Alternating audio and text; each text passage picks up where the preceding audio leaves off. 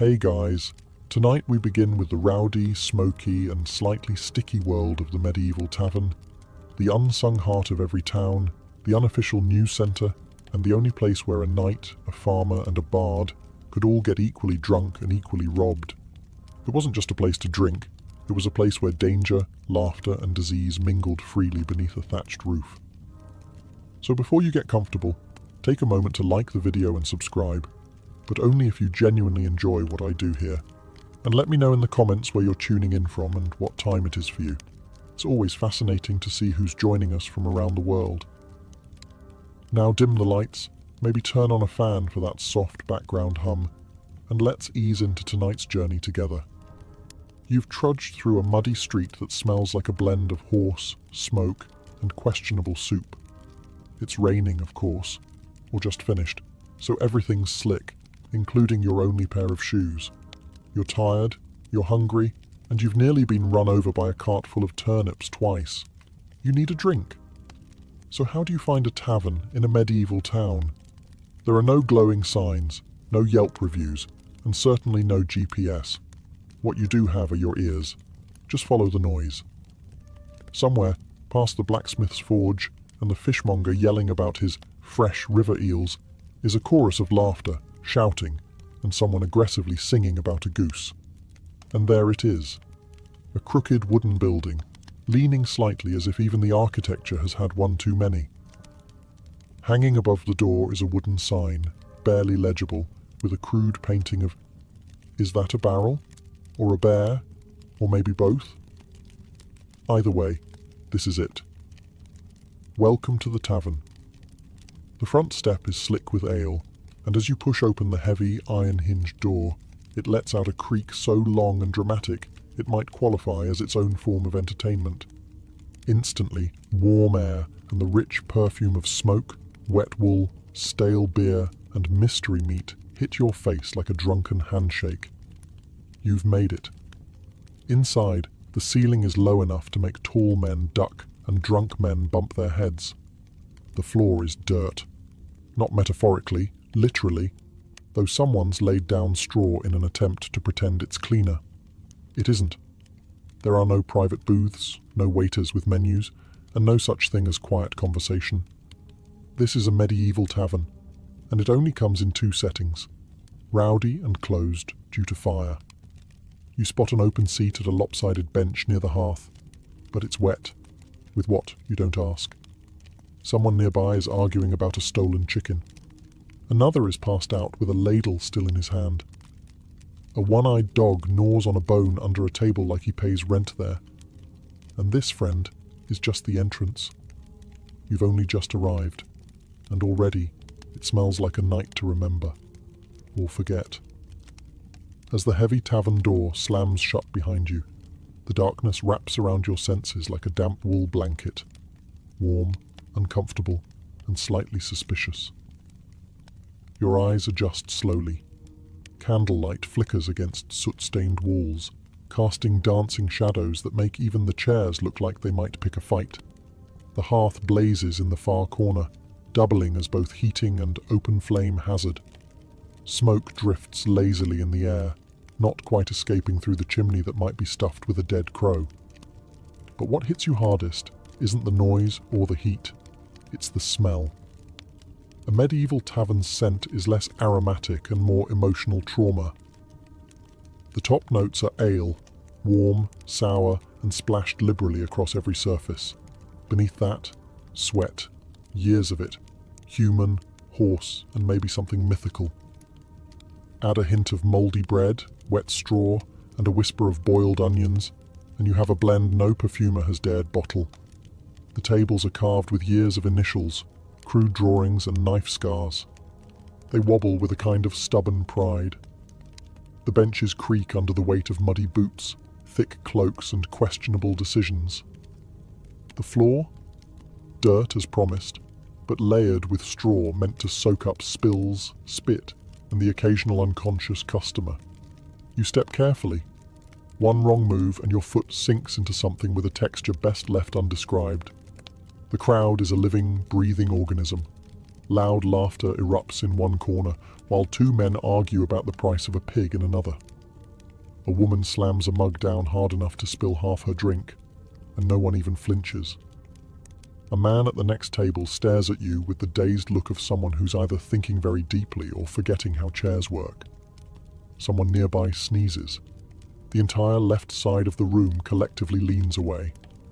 And still, despite the overwhelming assault on your modern sensibilities, there's something welcoming here.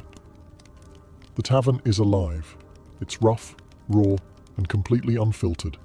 The medieval version of a community hub, minus the hygiene, and with 400% more shouting. You find your seat. It's a bit damp. It's probably cursed. But for now, it's yours.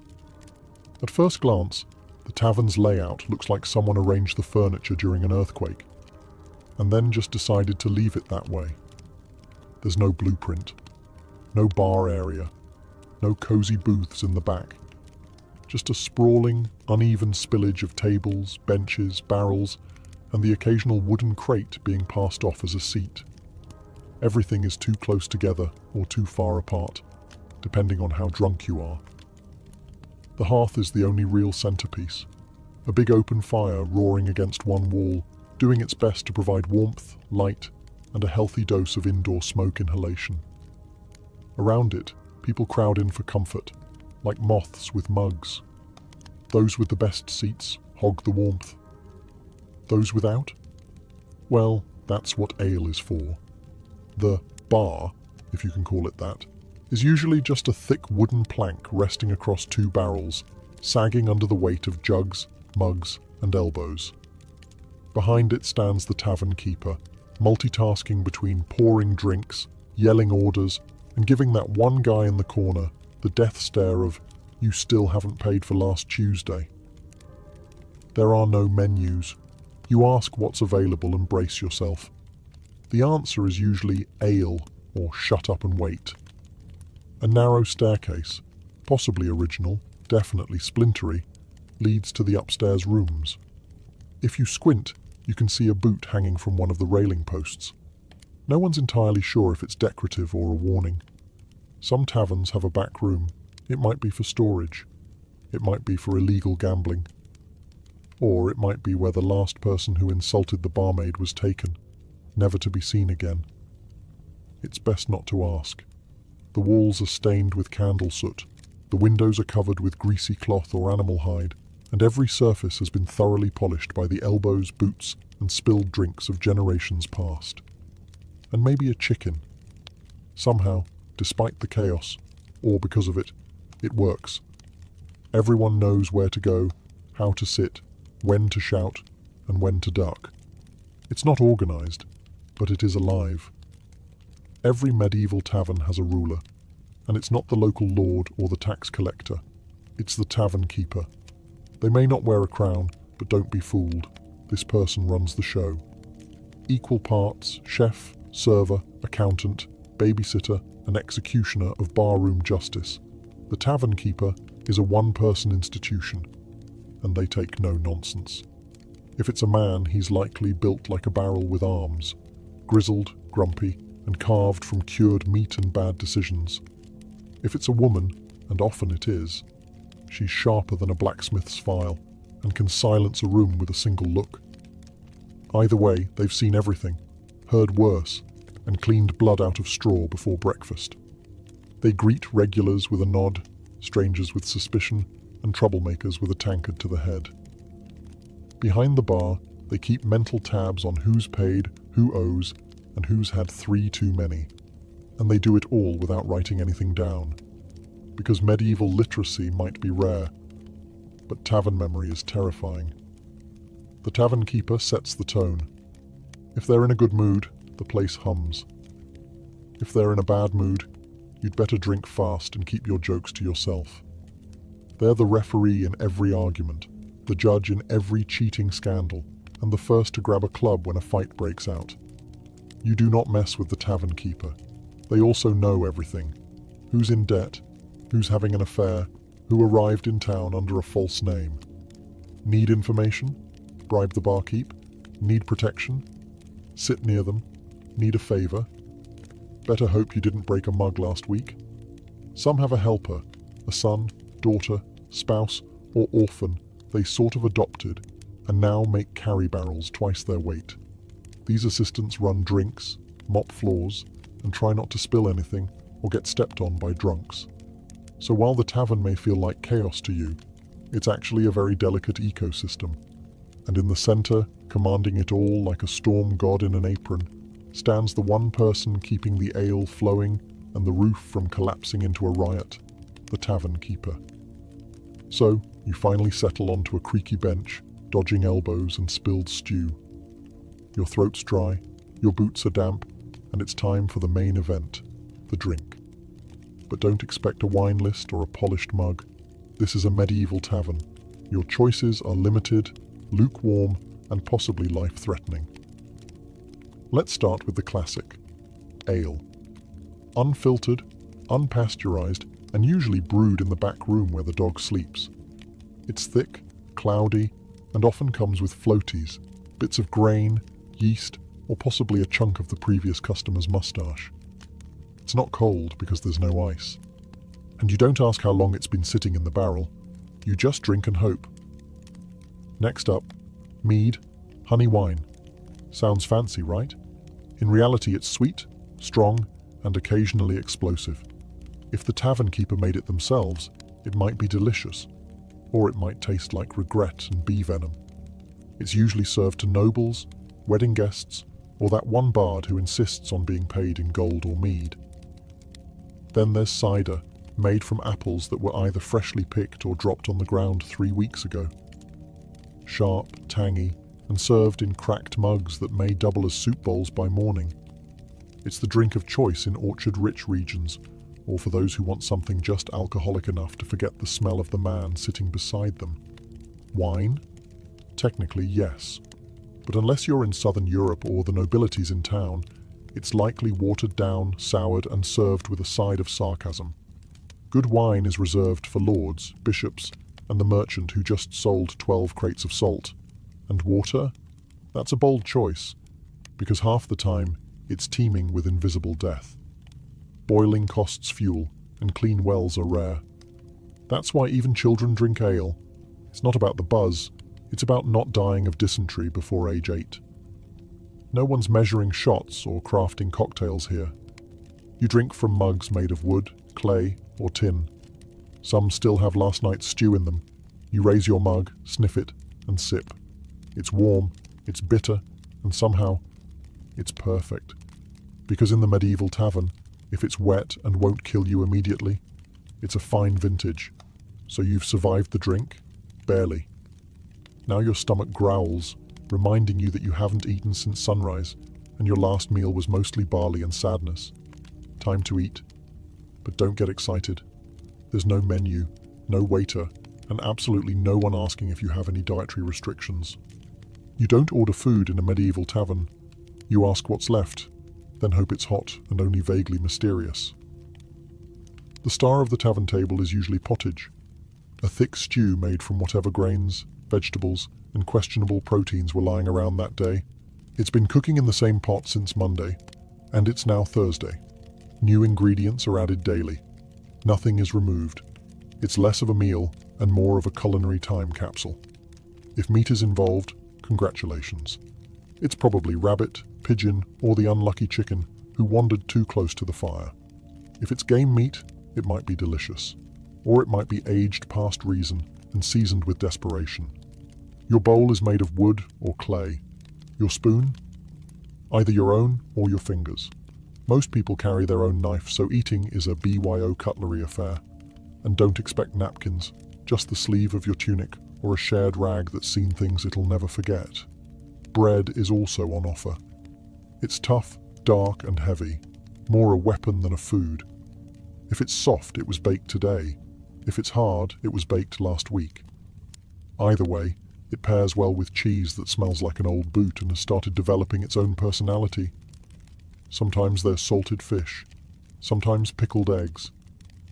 Occasionally, you'll find a tavern offering a special, which is just a fancier way of saying, we had too much of this lying around.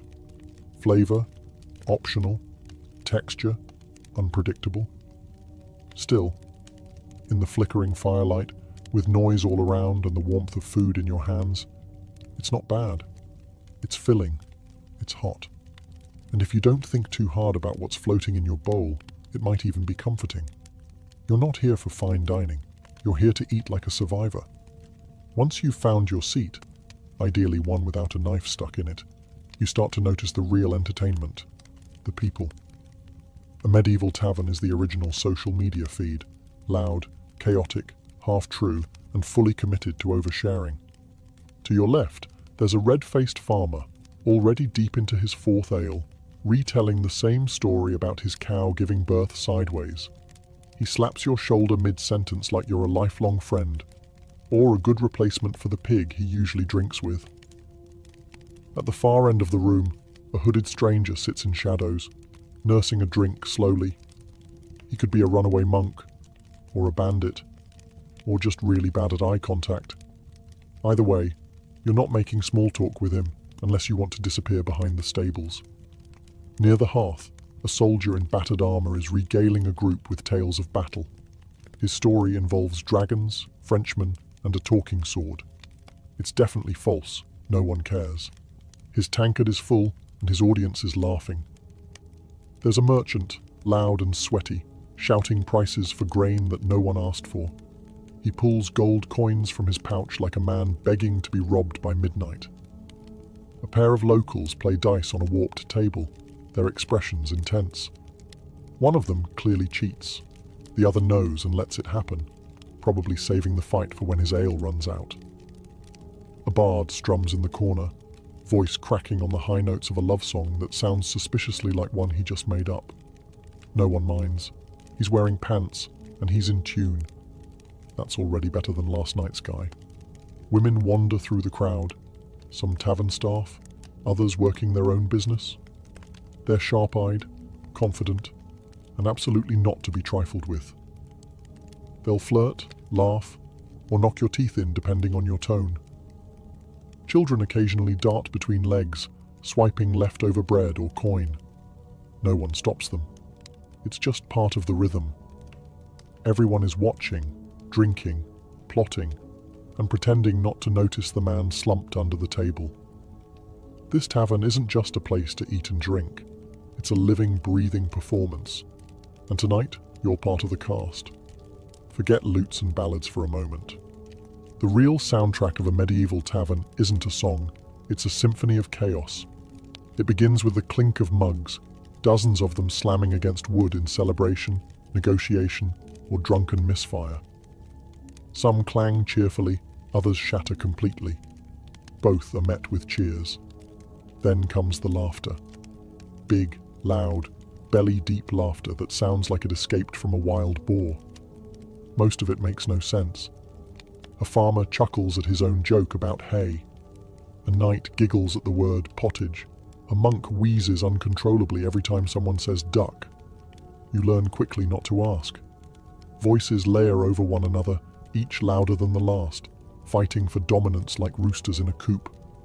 There's arguing, storytelling, shouting about taxes, and at least one person misquoting scripture to win a bet. The bartender yells orders while swatting flies. A barmaid shouts at a man who tried to grab her, and someone keeps repeating, "Another round," like a battle cry. And in the corner, the bard. With a half-tuned lute and 3 missing strings, he plays the same 4 chords on loop, occasionally bursting into verses about lost love, found chickens, or noblemen who wore their pants backwards. No one really listens, unless he starts singing about someone in the room, at which point things get very entertaining or very dangerous. Someone spills something. Someone burps loud enough to make the rafters tremble. Someone else falls off a bench and keeps talking from the floor like it's intentional. In the background, dogs bark, a goat bleats. Why is there a goat? And chairs scrape across dirt like thunderclaps in a wooden cavern. It's not peaceful, but it's oddly rhythmic. Occasionally the room goes quiet, not by choice, just a sudden lull. It lasts exactly 3 seconds. Then someone farts heroically, and the music starts again. This isn't background noise. This is the tavern's heartbeat, raw, rowdy, and relentlessly alive. If you listen closely enough, it starts to make sense. A kind of harmony born from disorder. And like the rest of the tavern, it only gets louder the longer you stay. Once the ale starts flowing and the stew starts settling, the tavern transforms. It's no longer just a place to eat and drink. It becomes a medieval casino, minus the velvet ropes and with way more yelling. Gambling is the sport of the evening, and everyone plays, from weathered soldiers to barefoot boys with borrowed dice.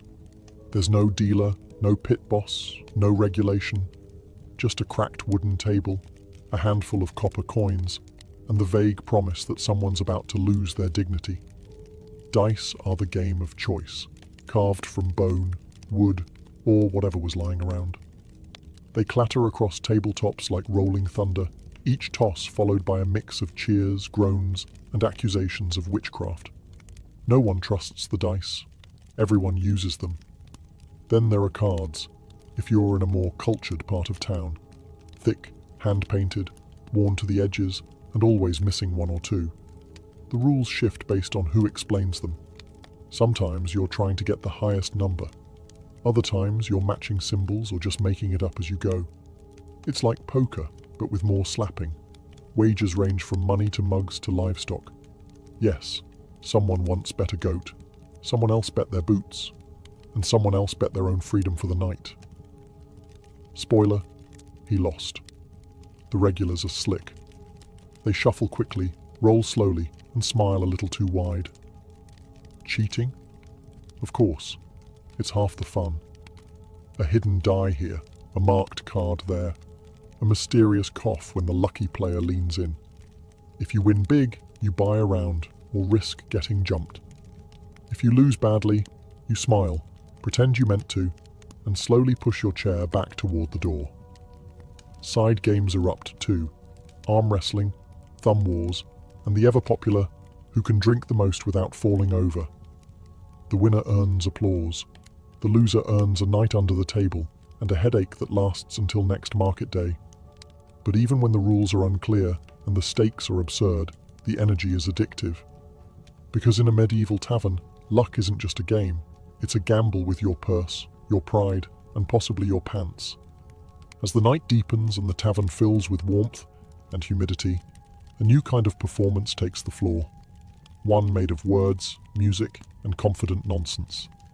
This is story time, medieval style. A bard clears his throat in the corner, gently plucking at a half-tuned lute, the strings squeaking like old boots. He's missing a few teeth, but not a bit of confidence. With a dramatic flourish, he launches into a ballad of heartbreak and heroism. Something about a knight who fell in love with a mermaid and drowned nobly while reciting poetry. No one believes him. Everyone listens anyway. That's how it works here. Truth is optional. Entertainment is everything. Around the tables, others join in. Not bards, just patrons with ale-fueled bravery and a tale to tell. One man swears he once wrestled a bear and lived to drink about it. Another claims he saw a witch turn a cow into a goat. A third insists he's related to Charlemagne on his mother's cousin's side. Everyone's story begins with, "You won't believe this, but..." And they're right. We don't. But we want to. Boasts become ballads. Mishaps become myths. Someone tells a joke so bad it circles back to being good. Someone else recites a poem, likely plagiarized from a monk's scroll. The room claps, hoots, or throws bread, depending on the quality or quantity of the performance. If you're lucky, a skald or minstrel might be passing through. Professionals who travel from town to town, exchanging music for coins, meals, and occasionally a place to sleep indoors. Their songs are polished, their tales long, and their ability to rile up a crowd? Dangerous. But even they know the golden rule of tavern tales. Never let facts ruin a good story. In this smoke-filled room, with the fire crackling and the mugs sloshing, storytelling isn't just entertainment. It's tradition. It's connection. It's how you make friends, enemies, and the occasional lifelong drinking partner. By midnight, Half the tavern is reenacting the story of the one-legged knight who fought off 6 highwaymen with a ladle. You laugh, you cheer, you forget it's all made up.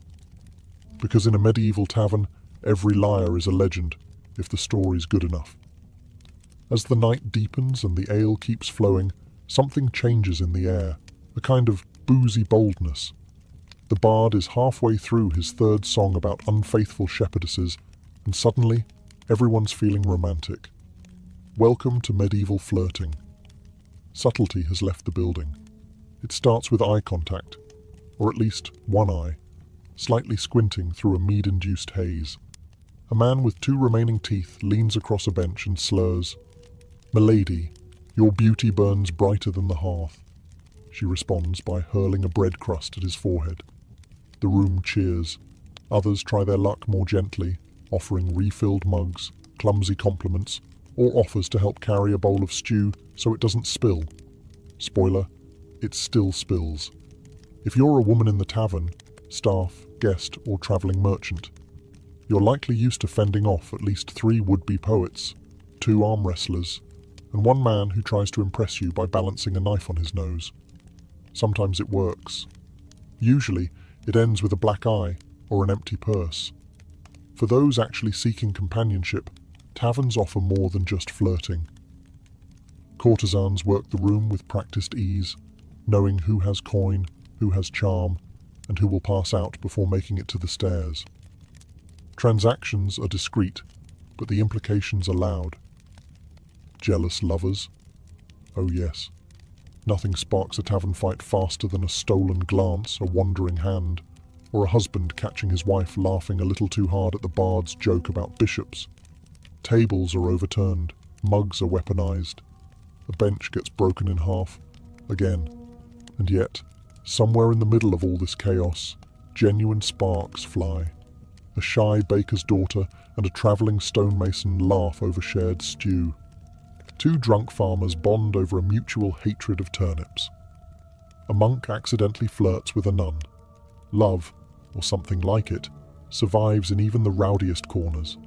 Because in the medieval tavern, romance is equal parts charm, chance, and not falling face first into your bowl mid-sentence. You might win a heart, you might earn a slap.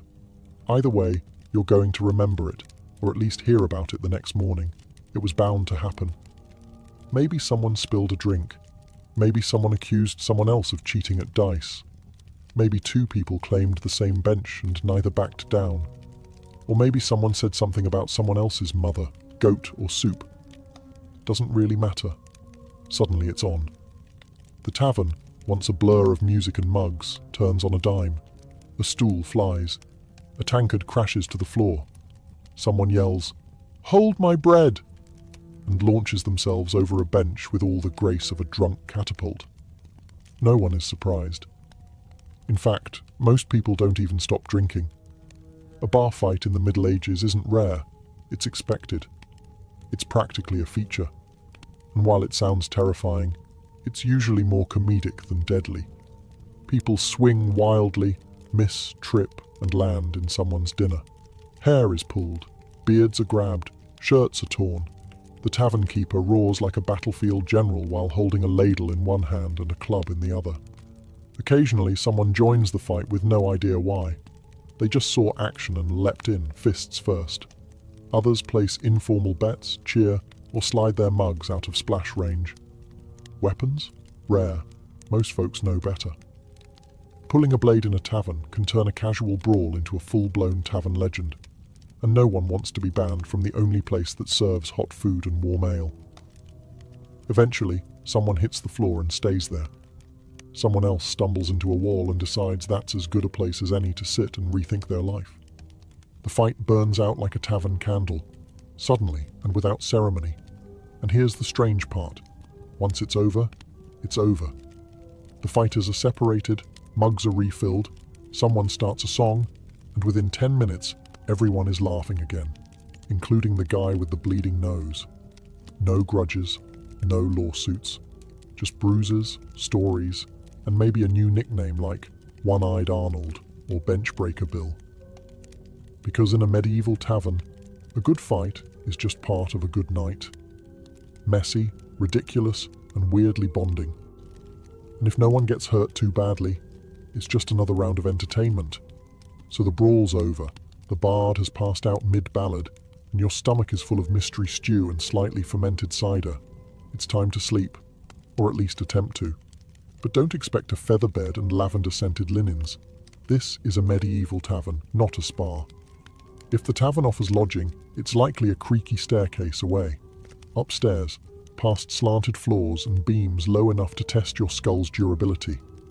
The rooms are small, cold, and absolutely shared. Privacy doesn't exist. You're sleeping shoulder to shoulder with strangers, some snoring like church bells, others dreaming loudly in languages you've never heard. Beds?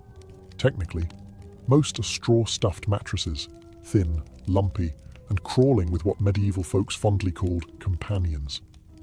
You lay down fully clothed, boots on, dagger under your pillow, not for comfort but for defensive strategy. Blankets are shared, so are smells. And if someone had garlic earlier, someone always has garlic, it will become an intimate part of your dreams. If you're too poor, or too drunk, for a room, you sleep downstairs, on a bench, under a table, or just in a corner by the hearth, curled up next to a dog that may or may not belong to the tavern. You'll be stepped on, probably sneezed on, and maybe used as a footrest. The tavern never really quiets. Even after the last mug is drained and the last fight patched up, there's always someone muttering in their sleep, a log popping in the fire, or a distant fart echoing through the rafters. And yet, somehow, you drift off. It's not comfortable, it's not clean, but it's safe enough. The fire keeps the worst of the cold away. The tavern keeper keeps watch with one eye open and a club in hand. And the noise becomes its own kind of lullaby. Familiar, human, alive. You'll wake with a sore neck, a dry mouth, and a questionably acquired bruise. But for a few hours, you sleep, in the company of travellers, rogues, farmers, and fools. No kings, no silence, just snoring, straw, and the faint hope your boots are still there come morning. Dawn creeps in like an uninvited guest, sliding pale light through the cracks in the shutters and poking at your eyelids with merciless persistence. The tavern has changed overnight, not quieter exactly, but quieter in a defeated sort of way. You open one eye. Someone's boot is on your chest. Someone else is mumbling in their sleep about sheep taxes. The bard is snoring under a table, clutching his lute like a lover. A chicken hops across the floor, pecking at yesterday's bread crusts. No one questions where it came from. The fire has died down, leaving the room cold and smoky. A few patrons begin to stir, groaning like wounded warriors from battles fought entirely inside their own skulls. One man sits up, looks around, and lies back down. Having decided today isn't worth it. The tavern keeper is already up, because of course they are. Clattering mugs, sweeping straw into fresh piles, reheating something in a pot that smells both inviting and slightly vengeful. They shoot a look at the bodies on the floor, then bang a ladle against a mug like a morning bell from hell. Up or out, that's your wake-up call. There's no breakfast buffet. If you're lucky, there's more pottage, now even thicker than last night. Bread is rewarmed, ale is watered down, and no one has the strength to complain. Some patrons just dunk their heads in a barrel of rainwater outside and call it clean living. You check your pouch. 2 coins and a button. Better than expected. Your boots? Still here. One of them has a bite mark, but they're yours. A win. A few new faces trickle in. Early risers, travellers, workers in need of a drink before dealing with livestock, taxes, or worse, neighbours. The tavern begins to stir again, like a beast slowly waking. Someone starts retelling a story from last night. It's already changed, of course. Now there were 2 fights, and the bard's song summoned a ghost. Everyone nods like it's gospel. The night was chaos. The morning is groggy, grimy, and full of regret. And yet, you smile. Because somehow, you survived it. By now, You've felt the sweat, the smoke, the sticky ale under your boots. You've survived the shouting, the flirting, the pottage, and possibly a flying bench. And through all that, one thing becomes clear. The medieval tavern wasn't just a drinking hole. It was the beating heart of the community. In a world with no phones, no newspapers, no social networks, the tavern was where news travelled. A merchant from the coast could share gossip from a foreign port. A soldier could describe the war from the front. A bard could sing songs that stitched people together, even if the lyrics changed every night. This was a place for connection. Farmers drank beside craftsmen. Pilgrims shared bread with thieves. Strangers became friends, or at least drinking buddies, before the second round. Here, social classes blurred, rumours were born, alliances were made, and grudges were buried, or fueled further, depending on how the dice rolled. The tavern was also where business happened. Deals made, contracts shaken over splinters and spilled cider. It was a court, a confessional, and a theatre stage all at once. You could find a job, lose your purse, get married, or start a feud in a single evening. And it offered something else too. Something you couldn't buy at the market or pray for in a chapel. Relief. From the cold, from the work, from the endless seriousness of surviving medieval life. For a few hours you could sit near a fire, hear a bad joke, sing a worse song, and forget, just briefly, how hard the outside world was. Even if the ale was warm, the bed was itchy, and the food had more bones than broth. The tavern gave you a sense of being alive, among the living, and in an age where everything from disease to war to a sharp winter could take you without warning, that was no small thing. So when you stepped into a medieval tavern, you weren't just buying a drink. You were buying belonging, story, and maybe, if the floor wasn't too crowded, a place to sleep where the fire still burned.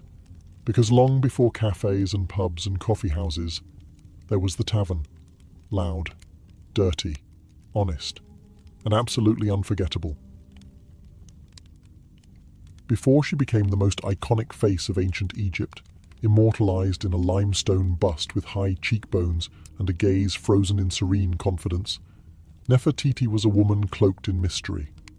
Her name means, "The Beautiful One has come," but no one knows exactly where she came from. Some believe she was the daughter of a powerful Egyptian official named Ai, possibly even the sister of Akhenaten.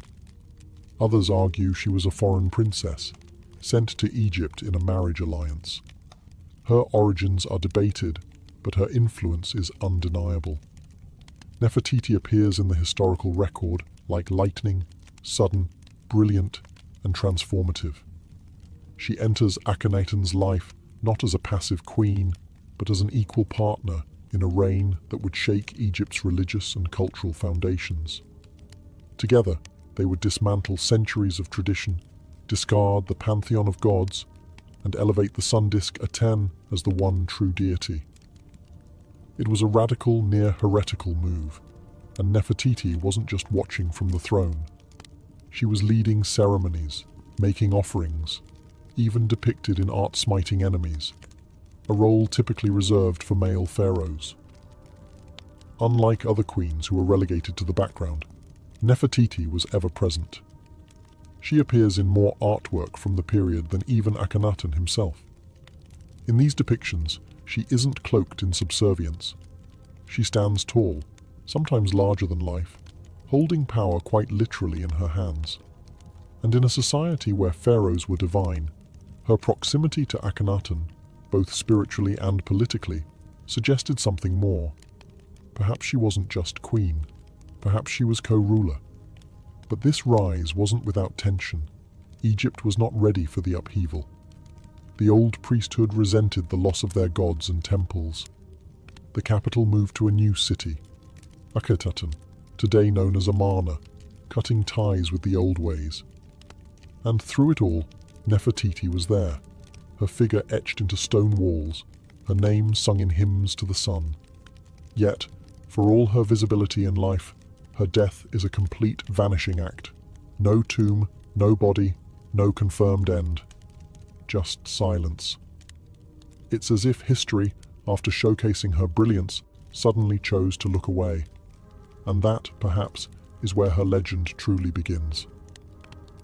To understand Nefertiti's rise, you must first meet the man who changed everything, Pharaoh Akhenaten. He wasn't born with that name. He was originally Amenhotep IV, a prince in line with a 1,000-year legacy of gods and tradition. But something shifted inside him. Some call it divine inspiration, others say madness. When he became king, he turned his back on the mighty god Amun and declared a new truth. There was only one god worth worshipping, the sun itself, the Aten. This wasn't just a religious shift. It was an earthquake that cracked the bedrock of Egyptian civilization. Imagine a society built around temples, priests, and rituals being told overnight that their gods were false, their worship obsolete. Akhenaten didn't just preach monotheism, he enforced it. The temples of Amun were shut down. His name was chiseled off monuments. Statues were smashed. Entire cities were abandoned. In their place, Akhenaten built something new. Akhetaten, a city dedicated solely to Aten, where the sun would rise directly between the cliffs and bathe the city in sacred light. And through it all, Nefertiti stood at his side, not as a silent consort, but as a full participant.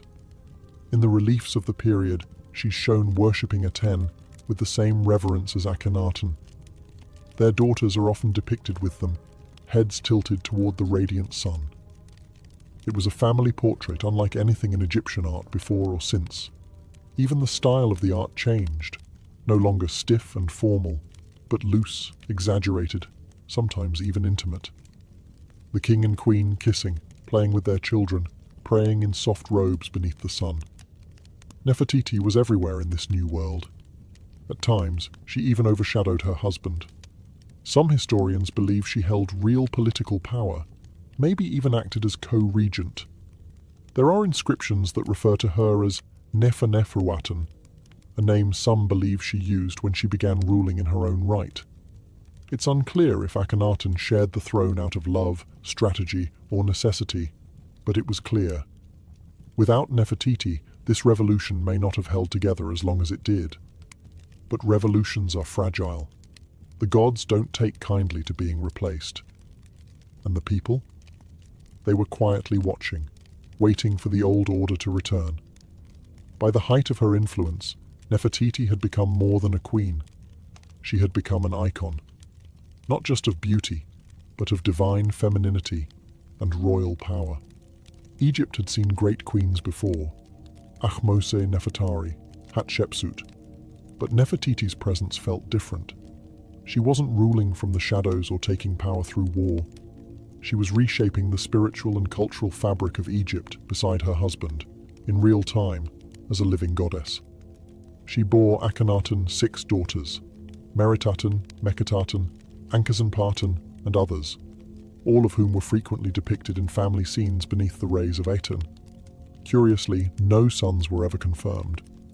In a kingdom obsessed with lineage, this was both a political problem and a historical mystery. Was it fate, or was something else at play? Some suggest Akhenaten may have had sons with other wives, or even, more controversially, with Nefertiti herself, fueling modern speculation and uncomfortable theories that range from the speculative to the salacious. What is certain is that motherhood was central to her image. In art, Nefertiti is portrayed cradling her children, their tiny arms reaching up to touch her cheeks. These aren't stiff, cold statues. These are living moments, carved in stone, intimate, emotional, radiant. In an age where pharaohs were often distant gods, Nefertiti's portrayal as a nurturing mother softened the divine, making it human. Yet there was another side to her iconography, one far more powerful. In multiple depictions, Nefertiti wears the blue crown usually reserved for male rulers. She is shown smiting enemies, riding chariots, making offerings without Akhenaten beside her. These were not symbolic gestures. This was a queen performing the sacred duties of a king. It suggests a quiet but radical truth. Nefertiti may have been preparing for something more than partnership.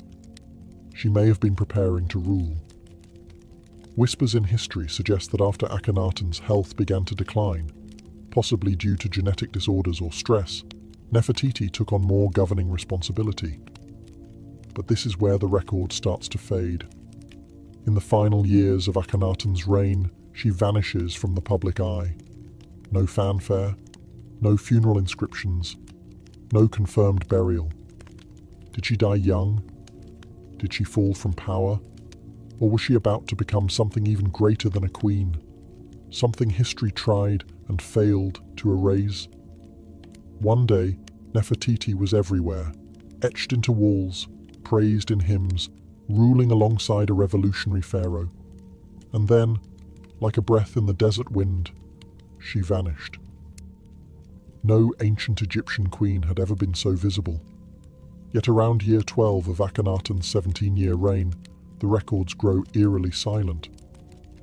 Her name disappears from the inscriptions. Her image fades from the art. No tomb, no death announcement, no mourning scene.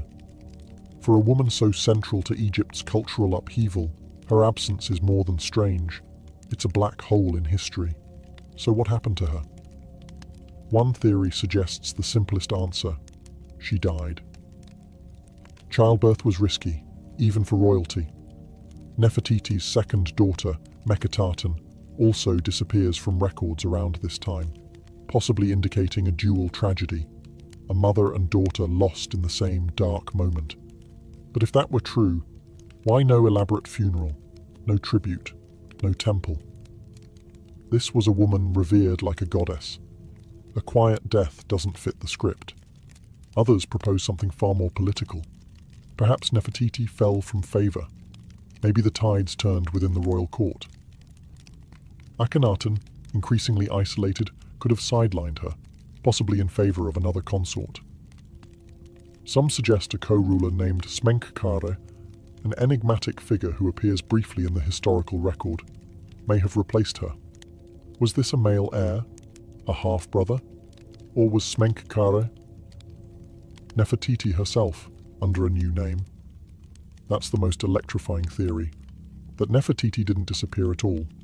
She transformed. Evidence suggests someone named Neferneferuaten ruled in the final years of Akhenaten's reign. This individual used feminine grammar in inscriptions and even referenced Akhenaten as her beloved husband. Could this have been Nefertiti, crowned as pharaoh in her own right? If so, she would have joined the rarest ranks in Egyptian history, a female king like Hatshepsut before her.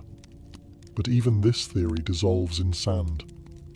Neferneferuaten's reign ends abruptly, and then comes a name more familiar: Tutankhaten, later Tutankhamun, a child king who would reverse his parents' reforms and restore the old gods. If Nefertiti did reign alone, it was short. And if she was Smenkhkare or Neferneferuaten, she ruled as a ghost queen, visible only in hints, half-carved cartouches, and broken relics, a puzzle missing its centerpiece. And so, just as suddenly as she arrived, the most powerful woman in Egypt disappears. But her legend, that was just beginning to take shape. As the dust of Amarna began to settle, a new figure emerged, a boy king barely old enough to hold a scepter. His name was Tutankhaten, later changed to Tutankhamun, and he would become the most famous pharaoh in the world, not for what he did in life, but for the treasures found in his untouched tomb. But what matters here is this: who was his mother? The historical records are frustratingly silent. His father was almost certainly Akhenaten, but the identity of his mother remains shrouded in confusion. Some scholars argue that Nefertiti was his stepmother. Others speculate she may have been his biological mother, pointing to art and timing that seems to place him as a young child during her final public appearances. If Nefertiti truly bore Tutankhamun, it would make sense. His early reign was clearly guided by someone with a steady hand, and his decisions to reverse his father's religious revolution may not have been entirely his own. And that's where the intrigue deepens. Who was steering the ship during Tutankhamun's fragile reign? The boy king was only about 9 when he took the throne. A child can't restore a religious empire alone. Someone was behind the scenes. Someone experienced in court politics, religion, and public symbolism. Could it have been Nefertiti, ruling from the shadows? Or was it the high priest Ai, her possible father? Or perhaps both, working together to erase the chaos of Amarna and return Egypt to its old gods? One of the more compelling pieces of evidence comes from a golden shrine found in Tutankhamun's tomb. It shows a woman anointing the young king, a woman with features eerily similar to Nefertiti. If that was her, it means she may not have vanished at all, but stayed at the heart of power in a more discreet form. Still, without a named tomb, without a confirmed mummy, we are left with only fragments. If she did guide Tutankhamun, her fingerprints are everywhere, but her name is gone, scrubbed from temples, left out of king lists, as though someone tried to erase the memory of a woman who once ruled like a god. And yet, the irony is rich. Tutankhamun's fame would resurrect her image, because in searching for his story, the world stumbled upon hers. For someone who stood at the center of Egypt's most radical era, queen, priestess, possible pharaoh, Nefertiti left behind no confirmed tomb. Not a single monument bears her death rites, no sarcophagus, no funerary mask, no inscription whispering her final words to the gods. It's as though she evaporated. This absence has haunted Egyptologists for over a century. In a culture obsessed with the afterlife, where every noble was embalmed, mummified, and buried with instructions for the soul's journey, how could one of the most powerful women in Egyptian history be lost? Theories abound. One possibility is that she was buried hastily and without ceremony in the waning years of the Amarna period. Perhaps her radical legacy made her dangerous in the eyes of the new regime. Her tomb may have been dismantled, her name defaced, part of the sweeping effort to erase the memory of Akhenaten's heresy. After all, the return to traditional gods was swift, and vengeance in stone-cut hieroglyphs was common. Another, more tantalizing theory suggests her tomb was never truly lost. It was simply misidentified or still hidden. Some researchers propose that she lies within the Valley of the Kings itself, concealed behind the walls of Tutankhamun's tomb.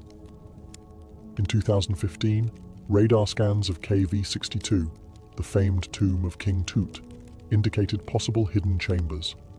Was Nefertiti buried just inches away, sealed off and forgotten beneath layers of history and gold? That idea captured the world's imagination, a queen sleeping just beyond reach. Egyptologists held their breath, but further scans yielded inconclusive results. Excavations slowed, funding dried up, and once again, Nefertiti retreated into myth. Yet her absence is loud. We have her images, dozens, perhaps hundreds, her likeness captured in stone and pigment. Her bust, now in Berlin, still gazes with unfathomable grace across museum glass, as if she knows something we don't, as if she's waiting.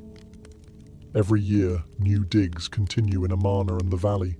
Every year, whispers stir. Could a sealed chamber finally give up her secrets? Could a cartouche in forgotten sand spell her true name? Or is she destined to remain the eternal riddle, an unfinished sentence in the story of Egypt? If history buried her, it didn't succeed for long, because the search for Nefertiti never truly stopped. It only deepened. If her tomb was never found, and her body never identified, why do we still remember Nefertiti? The answer sits behind museum glass, beneath soft lights in Berlin's Neues Museum, a painted limestone sculpture that has captivated the world since its rediscovery in 1912. The bust of Nefertiti. She gazes forward with poise and serenity, her long neck graceful, her blue crown distinct, and her features so refined they almost feel modern. One eye is unfinished, perhaps left that way intentionally, or perhaps a forgotten detail during the workshop's final days. Yet, even incomplete, she is timeless, unforgettable. The bust was discovered by German archaeologist Ludwig Borchardt in the ruins of the sculptor Thutmose's studio at Amarna. When he brushed away the dust and revealed her face, he knew instantly what he had found. In his diary, he wrote, "No use describing it, you have to see it." And once the world did, Nefertiti became not just a historical figure, but a global symbol of beauty, of power, of ancient enigma. But even her bust is not without controversy. Germany acquired the artifact during a time of loose antiquities laws, and Egypt has been requesting its return for decades. To the Egyptians, she belongs home, in the land whose sun once touched her skin, where she stood beneath Aten's rays. But Germany has refused. They claim her fragility makes her unsafe to travel. Others say it's about prestige. Nefertiti brings in crowds. She is, after all, their Mona Lisa. Still, her presence, wherever she may be, has changed how the world sees ancient women. She wasn't just a passive beauty. Her bust captures something regal, assertive, almost challenging. She looks like someone who held secrets, made decisions, changed the course of empires. And she did. It's remarkable how a single sculpture, delicate and silent, can resurrect someone lost to time. We may never find her tomb. We may never know how she died. But through this bust, Nefertiti achieved something extraordinary. She became immortal, not in gold, but in human memory. The face may be still, but the story it tells, that continues to speak, louder than ever, across the centuries. Nefertiti's story lives somewhere between stone and silence, between what we know and what we want to believe. Few figures in ancient history have inspired such relentless fascination and such profound mystery. She is a paradox, one of the most documented women of her time, and yet still largely unknowable. Over the centuries, she's been imagined as many things.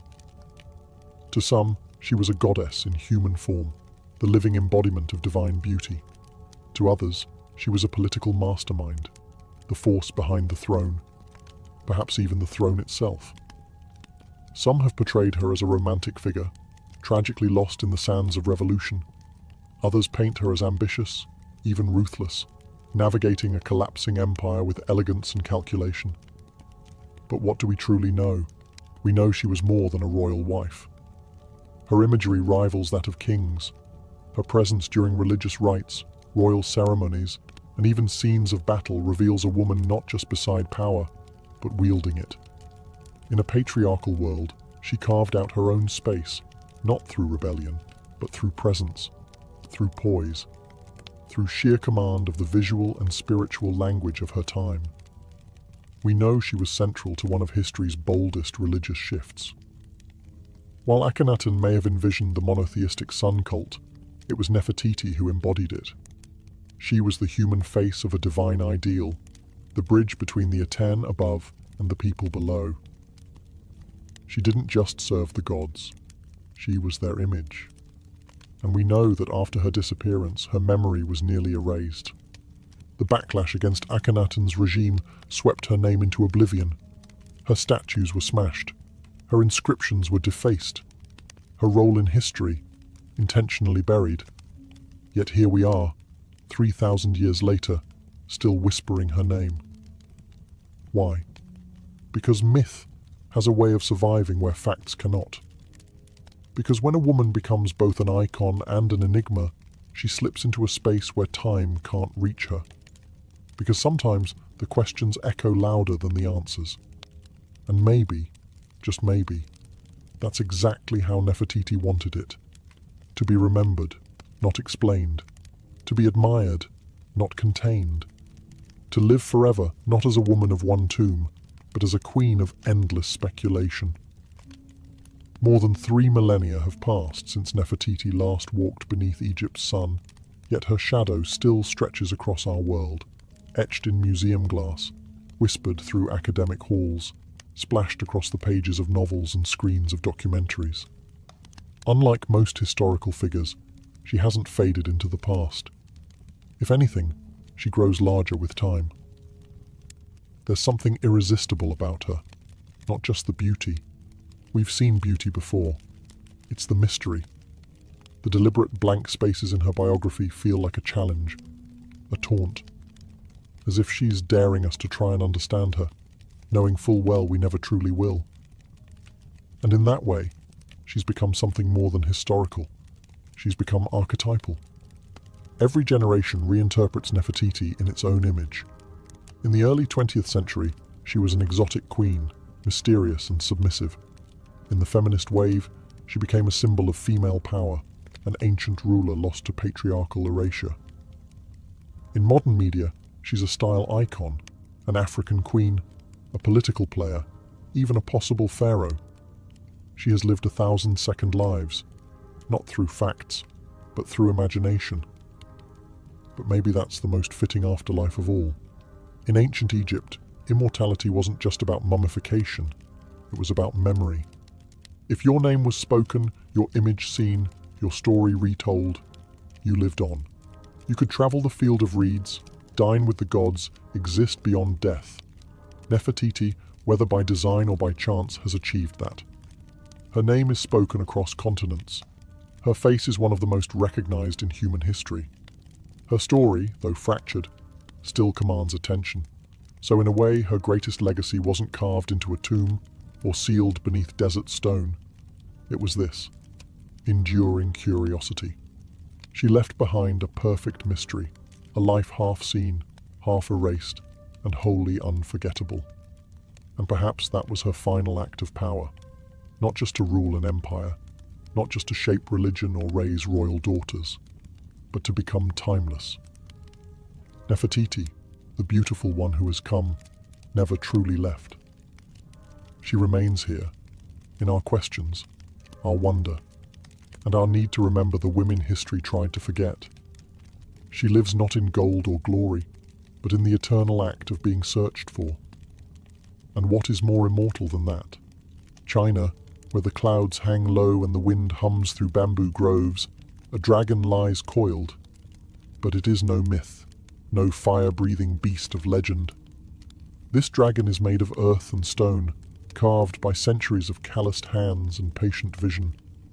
It is the Longji rice terraces, known to locals as the dragon's backbone, and its curves ripple across the mountainside like scales, shimmering with water, rice, and ancient pride. From a distance, the terraces resemble a sleeping creature. Hills ripple with rhythmic precision, each layer rising and falling like the sinew of a living form. But step closer, and you'll find something even more alive. Water flows in soft whispers along carefully dug channels. Seedlings flutter in the breeze, and at dawn, the morning mist drapes the landscape like breath rising from the dragon's nostrils. These terraces weren't built in haste. Their story began over 700 years ago, when the Zhuang and Yao people, ethnic minorities with deep ties to the mountains, chose to tame the slopes rather than abandon them. Flat land was scarce, machinery was non-existent, and so they looked to the mountain and asked a simple question: how do we feed ourselves here? The answer took generations. Armed with little more than stone tools and bamboo baskets, they carved the hills inch by inch, year by year. With each level built, they not only shaped the land, they taught it to breathe with them. Rainfall became resource, slope became sustenance. Rice, the staple of life, began to grow where gravity once ruled, and over time, the terraces began to resemble a dragon in repose, strong, eternal, sacred. This was more than agriculture. It was harmony, a silent pact between humans and nature. No part of the mountain was wasted, and no part was forced to bend violently. Instead, the people worked with the earth, shaping it in curves and swells, listening to the wind, following the water. Today, the dragon's backbone still feeds entire villages. But more than that, it reminds us what patience can build. In a world racing forward, here lies a dragon that was never chased, only carved, layer by layer, dream by dream. To walk among the Longji rice terraces is to step into a world carved by persistence. There is no illusion here, no machine tracks, no corporate survey markers. What stretches across these mountains are the fingerprints of human endurance. Every curve, every slope, every drop of water has been arranged, stone by stone, with hands that knew the pulse of the land. Centuries ago, when the Zhuang and Yao peoples first looked upon these steep and unforgiving hillsides, they did not see obstacles. They saw opportunity. The lowlands were already taken, the fertile valleys already sown. But up here, amid the rugged peaks, there was possibility, if only they could make the earth listen. With no heavy tools they began. Wooden shovels, stone hoes, baskets of mud and rubble carried on backs worn by time. Slowly, terraces began to form, horizontal veins across the mountain, held in place by hand-stacked stone walls. These weren't accidental cuts into the slope. They were calculated. Each level had to be perfectly balanced, not only to hold water, but to carry it from one tier to the next without waste. One miscalculation could cause an entire section to collapse. Too steep and the water would rush, too flat and it would stagnate. So they measured not with rulers, but with generations of intuition. Children learned from their elders. Elders watched the seasons, and the mountain, in time, gave in, not with surrender, but with trust. And the result? A landscape that defies nature by flowing with it. From the valley base to the cloud-kissed peaks, these terraces rise like a spiral staircase to the sky. They mirror the topography with elegance, almost as if the mountain grew them itself. But no, the mountain did not shape these curves. Humans did. With no engines, no concrete, no architectural degrees. Just time, just trial and error. Just the belief that land, no matter how steep, can be made to serve life. Today, the terraces remain functional, still farmed, still repaired, still respected. No bulldozers, no shortcuts. The old ways survive not because they resist the future, but because they proved something rare. That tradition, when rooted deep enough, can outlast every storm. If the dragon's backbone is muscle and bone, then water is its blood. It flows quietly, without pumps or engines, tracing ancient channels that slip from mountaintop springs into every terrace below. This hydraulic choreography is no accident. It is the secret life of the terraces, the reason they've endured for centuries. At the top of the mountain, rainwater and natural springs are caught in narrow ditches and earthen canals. From there, gravity becomes the farmer's silent ally. The water descends through terrace after terrace, pooling gently in each field before spilling into the next. This design, fluid, seamless, ensures that every patch of rice receives what it needs. No more, no less. There are no valves, no switches. Control lies in subtle gates made of stone or wood, adjusted by hand and habit. If one terrace overflows, it could flood the next. If one leaks, a drought may follow. And so the villagers, guardians of this delicate system, walk the ridges daily, checking, adjusting, listening to the sound of flow. It's less like farming, more like playing an instrument. One wrong note, and the whole song is off. But the water does more than feed rice. It mirrors the sky. In spring, when the terraces are first flooded, the paddies turn to glass. They reflect the clouds, the sun, even the stars on a clear night. Visitors often describe the sight as surreal, like the mountain has become a living mirror, reflecting both heaven and earth. Then comes summer. The water thickens with stalks of green. The reflection fades, replaced by movement, rippling rice plants swaying in the wind like an emerald sea. In autumn, the water glistens through the gold of ripened grain, and in winter, when farming ceases, snow and frost replace the flowing current. The dragon sleeps, but the channels remain, quiet veins awaiting spring. Time moves differently here, not by hours, but by moisture, by the first trickle of mountain thaw, by the sound of frogs returning, by the scent of wet soil. In a world that measures time in seconds, The people of Longji still measure it in seasons and drops. And so the dragon lives, not in fire and flight, but in ripples of water, pulsing gently through a living masterpiece of stone and soil. Spring in the Longji Mountains begins not with blossoms but with water. As the snow melts in the higher peaks, streams trickle downward, breathing life into the waiting terraces. The mirror-like paddies are ready. The dragon stirs, and the people prepare for the ritual that ties them to every generation before them, planting the first seed. There is no grand announcement, only quiet movement. Farmers, young and old, rise with the mist. They walk barefoot along the narrow ridges, straw hats low over their eyes, baskets balanced on their backs. The air is thick with the scent of soaked soil and mountain wind. The paddies, flooded just days earlier, now shimmer like polished jade. This is not a task for machines. It never has been. Each rice seedling, grown in nursery beds, is transplanted by hand, one by one, line by line. The workers step into the cold water and press the tender stalks into the mud with gentle fingers. It's a rhythm that feels almost sacred. Back bent, arm out, hand press, repeat. All day, sometimes for weeks.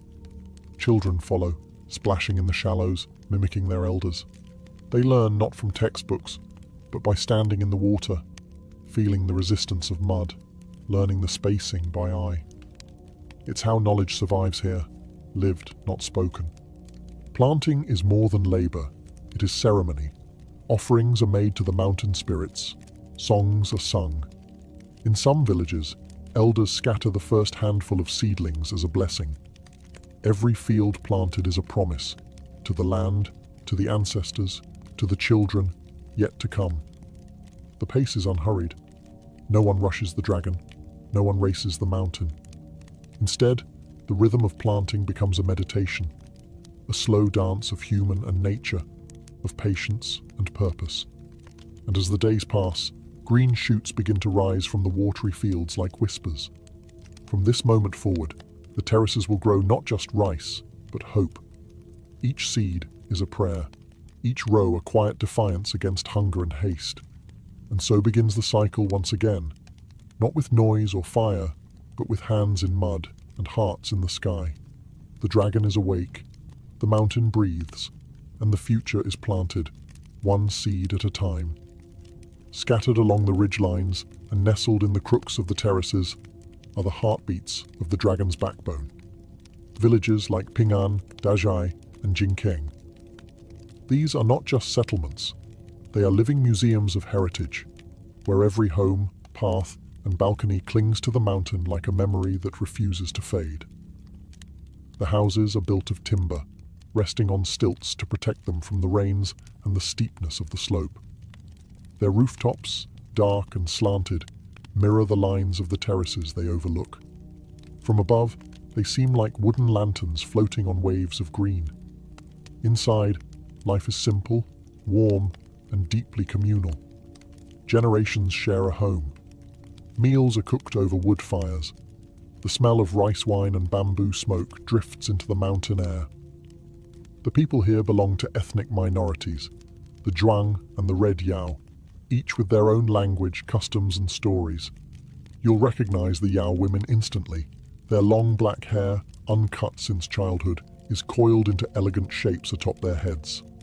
Some let it fall like silk waterfalls when they bathe in the river, a scene so graceful it borders on myth. Despite modernization creeping up the mountain trails, traditions hold strong.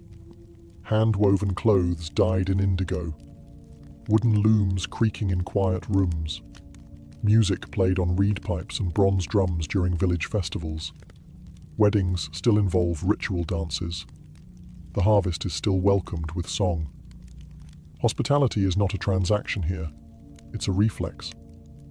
Guests are offered tea brewed from local leaves, rice wine in carved gourds, and stories passed down from elders who remember the mountain before electricity arrived. They speak of dragons in the mist, of ancestors who first carved the hills, of spirits who still guard the fields. And though tourism now brings visitors from every corner of the world, The rhythm of village life continues, largely undisturbed. The rice still grows. The rituals still mark the seasons. The terraces, like the people, endure, not by resisting change, but by absorbing it slowly, carefully, like water descending one level at a time. Here, within the dragon's coils, life is not rushed. It flows, it echoes, it remembers. To walk the terraces of Longji is to walk through layers of myth. The hills are not just soil and stone. They're alive with stories whispered through bamboo groves and carried on the wind. For the villagers, these mountains are not merely land. They are sacred beings, shaped by gods, guarded by spirits, and inhabited by tales passed from one generation to the next. The most enduring legend speaks of a sleeping dragon whose body stretches across the ridges. Its spine rises in coils, the very terraces themselves. Locals believe that the curves of the mountain are not man-made, but rather the dragon's scales, rising and falling with breath. When mist rolls in from the valley and covers the paddies in white, it's said the dragon stirs, breathing gently in its sleep. Another tale tells of how the terraces were born from divine generosity. In a time of famine, the ancestors climbed the mountains and prayed to the heavens. Moved by their devotion, the gods sent rain and instructed them to carve the hills into steps so rice could grow. The people obeyed, and the dragon appeared to guide their hands. Ever since, they have honored the mountain with respect, never shouting in the fields, never cutting trees without prayer. These beliefs are not written in books. They live in songs sung during the planting, in incense burned before a new growing season, in the silence kept during misty mornings. Children grow up hearing these tales not as fantasy, but as truth embedded in the land.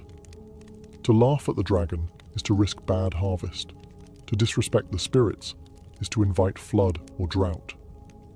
There are spirits in the water too.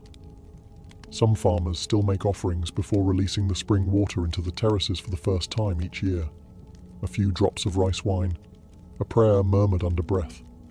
Not for show, just tradition, as natural as tying a shoe. And whether you believe in dragons or not, something sacred hangs in the air. Maybe it's the silence, maybe it's the clouds, or maybe it's the quiet certainty that this place is more than human work. It's a story, still being told, written not in ink, but in stone, water, and rice. For centuries, the dragon's backbone was a secret kept by the mountains, remote, quiet, and known only to those who called it home. But no place, no matter how sacred, remains untouched forever. The road came, the wires followed. Tourists, cameras, and smartphones climbed the hills alongside the farmers. And the terraces, ancient and weathered, faced a question they'd never had to answer before. How do you survive the modern world? At first, there was worry. Some feared the mountain would be sold piece by piece to developers. That concrete would replace wood. That culture would become costume. But the people of Longji didn't just endure. They adapted. Not by abandoning the past, but by weaving the present into it, one careful thread at a time. Villagers began opening their homes to guests, not as resorts, but as family stays. Visitors eat local meals, sticky rice steamed in bamboo, wild greens picked that morning. They sleep in wooden stilt houses, where roosters still announce the sunrise. The experience isn't curated for show, it's lived, honest, real. And the farming, it continues. Each season, locals still flood the terraces, still plant by hand, still harvest with sickles worn smooth by time. Children attend school by day, but help in the fields at dusk. Tourism may bring income, but rice brings life. One supports the other. Both are essential. Some young villagers have left for the cities, but many return. There is something magnetic about the terraces, something deeper than nostalgia. It's the sound of water sliding through the channels, the way the stars reflect in the paddies, the way the mountains teach patience. Local festivals have grown louder, yes. There are now microphones where there were once drums, Signs in Mandarin and English stand beside sacred springs. But the rituals still happen. Offerings are still made. Elders still lead the songs. The dragon's backbone didn't resist change. It absorbed it, with grace, with balance. The terraces remain not because they are frozen in time, but because they breathe with time, flexing, adjusting, but never breaking. In an age where tradition is often sacrificed for progress, Longji stands as quiet proof that progress can walk gently, if it chooses, that the old ways still have room in the modern world, especially when they are this beautiful. The dragon's backbone is never the same place twice. With each season, it sheds its skin, transforms its colors, shifts its mood. While cities change in years, the terraces change in weeks, draped not just in light, but in rhythm. To stand among them through a full year is to witness a mountain breathe. Spring arrives like a mirror. The terraces are flooded in preparation for planting, and the still water reflects the sky like silver glass. Clouds drift not just above, but below your feet. Visitors speak of walking through heaven. The fields look empty, but they're full of potential. Beneath the surface, life is stirring. Summer brings a burst of green. The rice shoots stretch tall and straight, blanketing the hills in an emerald cascade. From a distance, the terraces look like ribbons of velvet, rolling in every direction. The air is warm and wet. Frogs call from the paddies. Farmers, knee-deep in water, work from dawn till dusk, their hats bobbing like tiny sails on a jade sea. Autumn is gold. Harvest time. The rice matures, and the terraces catch fire in the sunlight, glowing with grain. The fields ripple in the wind and drums echo through the villages. Families gather. Songs are sung. Sticky rice is cooked. It's not just a season, it's a celebration. The dragon, fully awake, offers its bounty. Winter draws the mountain into stillness. The terrace is empty, the water drains. Snow sometimes falls, dusting the steps in soft white. Other times, frost clings to the walls like lace. There are no tools in the field, no voices, only silence. The dragon sleeps, resting, waiting. Each season writes a different poem. Spring reflects, summer grows, autumn feeds, winter rests. The beauty of Longji isn't just in its shape, but in its cycle, in how it accepts time without resistance, in how it transforms quietly, never needing to announce itself. Photographers chase the light here, hoping to capture something eternal, but the terraces don't freeze for anyone. They move, they breathe, they teach us, softly, that beauty is not static, it's a rhythm, a practice, a promise renewed with every season. And so the dragon turns again, not with roar or flame, but with water, grain, and wind. In the end, the terraces are more than fields. They are a vow, quiet, curved, and carved into the mountainside. A promise passed down from hand to hand, season to season, generation to generation. The dragon's backbone is not just a wonder of agriculture or a masterpiece of engineering. It is the story of what happens when humans choose to live with the land, not against it. There were easier paths. The ancestors of Longji could have moved to valleys, chased flatter ground. But they stayed. They studied the slope, listened to the stone, followed the water. And in doing so, they made the impossible ordinary, feeding villages on a mountainside. Every curve holds a lesson, not just about rice, but about patience, about legacy, about care. These terraces weren't built in years, or even decades. They took centuries. There is no shortcut to harmony, no machine that can replicate the knowledge etched into each stone wall by calloused hands and quiet persistence. And yet nothing about them is frozen. The terraces are alive. They evolve. They bend with the weather, with the needs of the people, with the shape of the world. That's their secret. They were never rigid. They were always fluid. Even now, as the modern world climbs the hills with its signals and screens, the terraces remain grounded. They change. but they do not vanish, because their roots are not just in soil. They are in story, in ritual, in the simple, enduring act of planting a seed and trusting the sky. To walk the dragon's backbone is to witness a contract between humans and the earth, a contract signed with sweat and sun, renewed with every harvest. It's a reminder that progress does not always mean speed, and that greatness doesn't always roar. Sometimes it murmurs, like a stream slipping over stone. And perhaps that is why the terraces speak to so many, from farmers to travelers to dreamers, because they represent what we've nearly forgotten, that the most lasting things in this world are not built with force, but with rhythm, humility, and time. The dragon sleeps, the people endure, and the mountain remembers. Most visitors to Giza lift their eyes to the sky, drawn to the towering silhouettes of the pyramids and the gaze of the great Sphinx. But few ask what lies beneath, under the sand, under the Nile, under centuries of forgotten currents. For in the quiet shallows near the ancient village of Abu Rawash, just a short distance from the Giza plateau, a strange tale stirs. It speaks of something enormous, eroded and ignored, an underwater sphinx. Local fishermen have whispered of it for generations, a smooth-backed shape that seems too symmetrical to be natural, a feline form, half buried in mud and waterlogged sediment. When the Nile's waters recede during droughts, parts of it emerge. Stone curves, grooves, and what some say is a carved paw, impossibly worn but unmistakably shaped by hands. It doesn't sit among the tourist routes.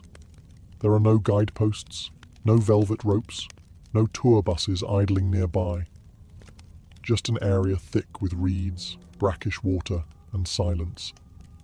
Explorers who ventured there claim the land itself feels different, charged, as if memory clings to it. Beneath the murk, sonar scans have picked up geometric patterns and what appear to be blocks placed with intent. But what truly startles are the claims that this figure, a sphinx-like formation submerged near Giza, may predate the pyramids entirely, not by decades, but by millennia. If true, it would shatter the established chronology of Egyptian civilization. The mainstream timeline anchors the Great Sphinx at around 2500 BCE, but this underwater form, if genuinely carved, could belong to an age when the Sahara was still green and the Nile ran wild through a wetter, lusher land. Skeptics, of course, dismiss it as a misidentified rock formation, limestone shaped by water and wishful thinking. But the grooves, the curves, the alignment with celestial markers, it all invites more questions than answers. The site remains unexcavated. Official archaeologists have largely ignored it. Perhaps it's nothing. Perhaps it's everything. A relic not just of Egypt's past, but of a world lost to flood and time. For now, the so-called underwater Sphinx lies quiet, not sleeping, waiting. And if it could speak, one wonders what secrets it would tell, and why so many seem determined not to listen.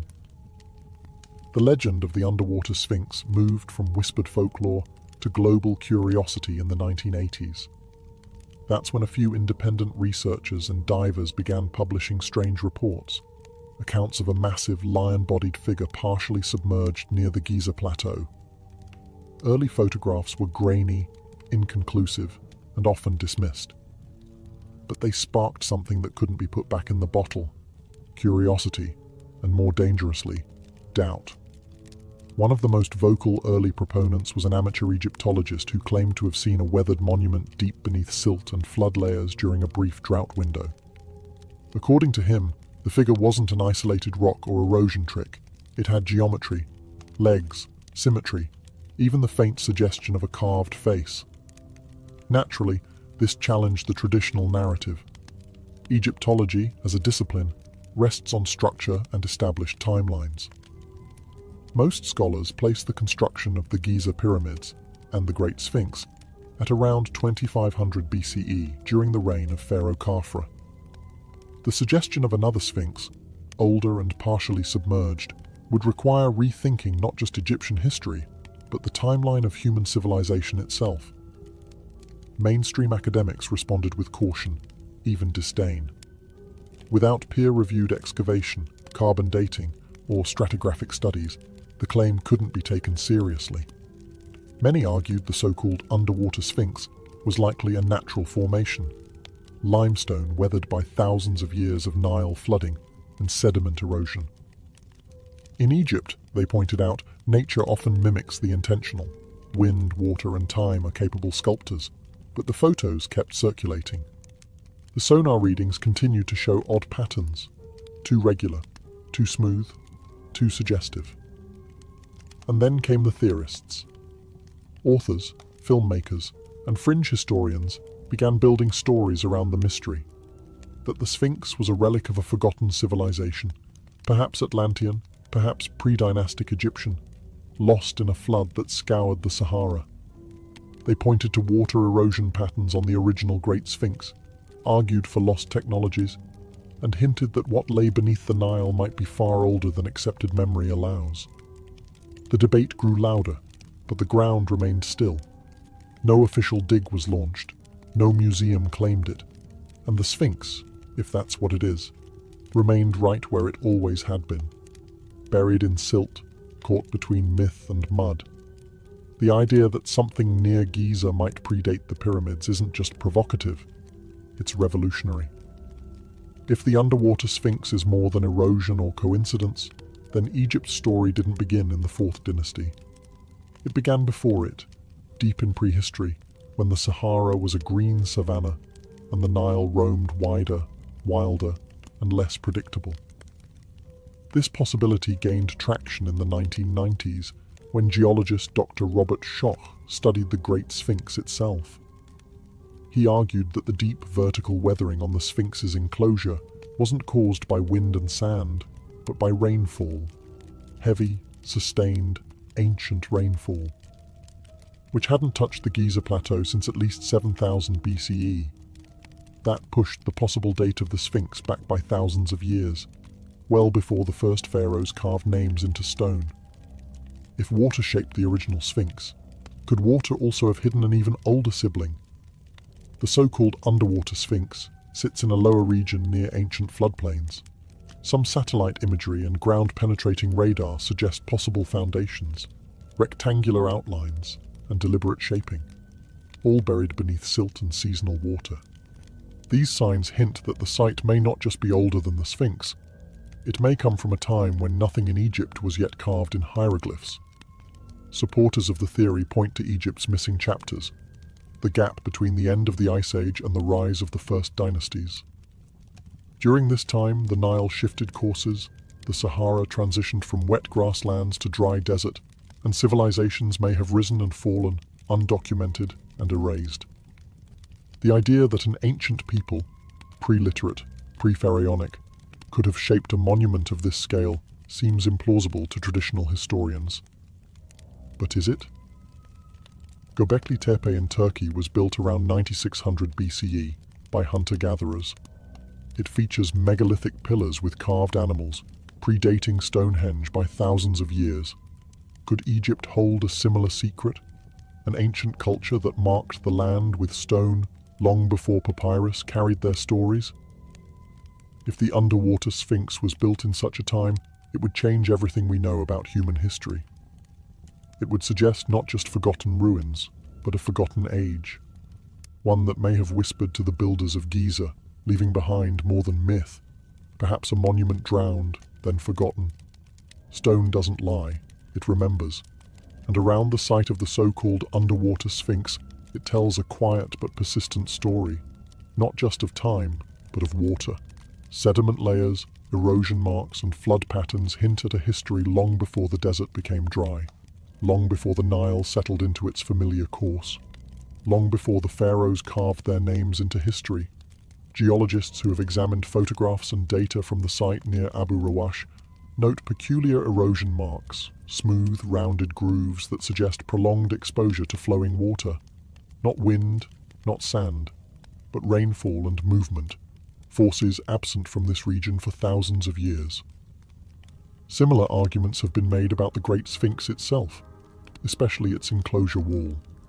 Critics of the standard timeline point out that the deep vertical fissures seen on the Sphinx's surrounding trench don't resemble wind erosion at all. They mimic rainfall, heavy, sustained prehistoric rain. Now, at the possible underwater Sphinx site, we see the same signature, only this time hidden beneath a shallow flood basin. During periods of low Nile flow or excavation, parts of the structure are said to rise into view, lion-like haunches, shoulders, and a foundation that seems too level to be natural. Researchers who have surveyed the area note that the basin is geologically active, with high clay content and evidence of ancient water tables fluctuating violently. The stone there is heavily worn, but not randomly. The wear follows the shape of the structure itself, flowing in lines that suggest deliberate carving, then drowning. Some sediment layers around the site date back to the early Holocene, when Egypt was wetter, greener, and prone to massive flooding. If a monument had been carved then, it could have stood for centuries before being swallowed by mud, forgotten by shifting populations, and buried under the Nile's wandering silt. Skeptics argue this is all coincidence, natural formations teased into myth by hopeful eyes. But water doesn't form symmetry. It doesn't carve pores. It doesn't create aligned foundations or echo the geometry of a known sphinx just a few miles away. So the question deepens. If water erased this monument from view, what else has it taken with it? And more urgently, how much of history still lies hidden beneath the surface? If the underwater sphinx is truly there, silent, carved, and ancient, why hasn't it been excavated? Why does it remain beneath layers of mud and silence, passed over by archaeologists, ignored by governments, and left to the currents? The answer, like the artifact itself, lies beneath the surface. Egypt's archaeological institutions are protective, rightfully so. The nation guards its ancient heritage with rigid protocols, strict excavation rules, and an insistence on academic consensus. Digging up any site, especially one that challenges the traditional timeline, requires permits, funding, international oversight, and, most importantly, institutional approval. And that approval often rests on one unspoken rule: do not rewrite Egypt's history without a mountain of undeniable evidence. And that's the problem. The so-called underwater Sphinx has never received an official, state-sponsored excavation. Independent researchers, foreign academics, and fringe theorists have studied the area, but without formal backing, their findings remain anecdotal, suggestive, but not conclusive. There's also the issue of the Nile itself. The river is not a static feature. It floods, recedes, and shifts over decades. The site where the monument allegedly rests is flood-prone, often submerged for much of the year. Excavation would require draining the area, rerouting water, protecting nearby ecosystems, and managing structural damage caused by centuries of sediment pressure. That alone would take years, if not decades. Then there are political factors. A discovery of this magnitude, if validated, would disrupt more than academic timelines. It could challenge established narratives, upset national pride, and attract a media frenzy Egypt might not be eager to welcome. The Ministry of Antiquities prefers to promote discoveries that reinforce Egypt's grandeur, not question its foundational history. Some whisper that certain institutions may already know more than they reveal, that preliminary studies have been done quietly, behind closed doors. But without public records, peer-reviewed findings, or government announcements, these claims drift into conspiracy. And so, the monument remains buried. Whether by accident or design, it sleeps under mud and skepticism. It is a strange irony that in a land obsessed with preserving its ancient past, one of its greatest mysteries may be hidden in plain sight, unclaimed, unstudied, and untouched by time's official record. But nothing stays buried forever. To the ancient Egyptians, the Sphinx was more than a sculpture. It was a symbol, part guardian, part god, part mystery. With the body of a lion and the head of a man, the The Sphinx represented strength fused with wisdom, physical power tamed by royal mind. It was a cosmic sentinel, placed at thresholds where the divine met the mortal. The most famous, of course, is the Great Sphinx of Giza. Towering 66 feet high, it has guarded the plateau for over 4,000 years, facing the rising sun, watching over the tombs of pharaohs. Its exact origin is still debated. Some say it was built by Khafra. Others argue it may be far older, its face recarved over time. So what would it mean if a second Sphinx, hidden, water-worn and possibly older, exists just miles away? It would change everything. No known records speak of twin sphinxes at Giza. Ancient texts are silent. But in later Greco-Roman tradition, there are mentions of guardians positioned in balance, flanking sacred spaces. In Egyptian architecture, symmetry is sacred. Temples often have twin statues, twin obelisks, twin avenues of lions. Why not twin sphinxes? Some researchers argue that the so-called underwater sphinx might not be a copy, but the original. A prototype. A pre-dynastic version later replicated on a grander scale. If true, it suggests that the idea of the Sphinx came not from dynastic builders, but from a forgotten culture whose myths were carried forward, adopted, and refined. And if the monument predates writing, it may not be bound by the pharaoh's ideology at all. Its purpose could have been astronomical, ritualistic, or even commemorative, marking an event, a flood, or a forgotten god. The lion shape itself is no accident. In ancient Egypt, lions represented the horizon, the gate of dawn and dusk. A sphinx facing east watches the rebirth of the sun, eternally. To carve one was to freeze that sacred act in stone. Now imagine one carved before the pyramids. Aligned, guarding, waiting. It would not just rewrite history, it would redefine the mythos of Egypt itself, not as the beginning of civilization, but as the last echo of something even older. And the fact that this symbol might be sleeping beneath water, all the more fitting for a guardian of lost worlds. As whispers of the underwater sphinx echo further across the world, a quiet divide has opened, one that runs deeper than sediment or stone. On one side stands traditional Egyptology, cautious, structured, and rooted in academic consensus. On the other, a growing community of independent researchers, alternative historians, and curious minds who believe something extraordinary is being overlooked. Mainstream scholars insist on evidence, peer-reviewed studies, stratigraphy, inscriptions, and radiocarbon dates. Their concern is not unwarranted.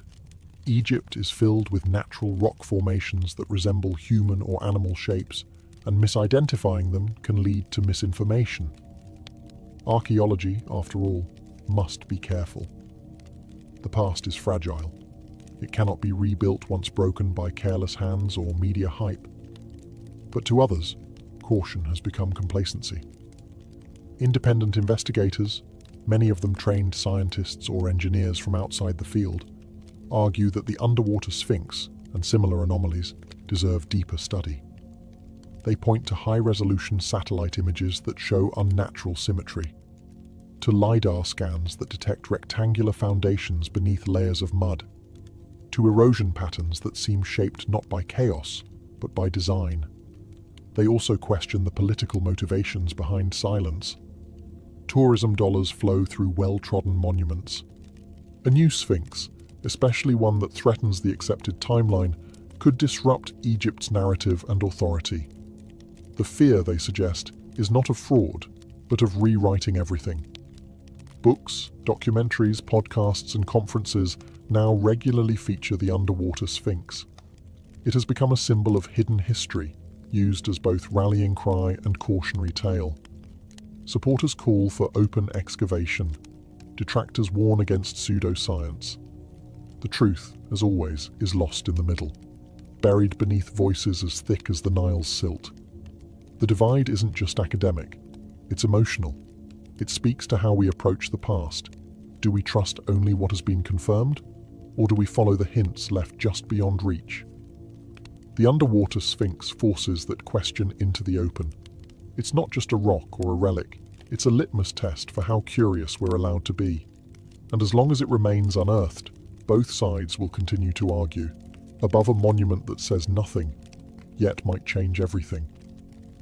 There's something haunting about a mystery buried in plain sight, especially when it wears the face of a lion and stares up from the mud with ancient silence.